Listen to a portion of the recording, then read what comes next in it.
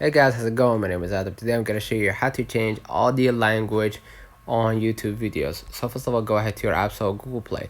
And what I'm gonna do, I'm gonna double check if my YouTube app needs to be updated. And as you can see, the YouTube app needs to be updated to the latest version, right? So I'm gonna quickly demonstrate how it's done.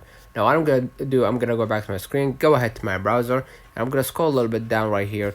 And can I change the audio in the YouTube videos, or yeah, they change the type of audio? You can no longer change the audio track of your video from within the YouTube mobile app. Use a computer to swap your audio track from YouTube Studio. The YouTube Studio video editor lets you add music to your video from a library of licensed songs. So basically you won't be able to do it on your phone even if you wanted to. So unfortunately for now it is not possible, but we will let you know in the future if there is a new update coming. Let's put on the comments if this video helped you. Don't forget to like and subscribe. Don't forget to follow us on social media, and we will definitely see you in the next one.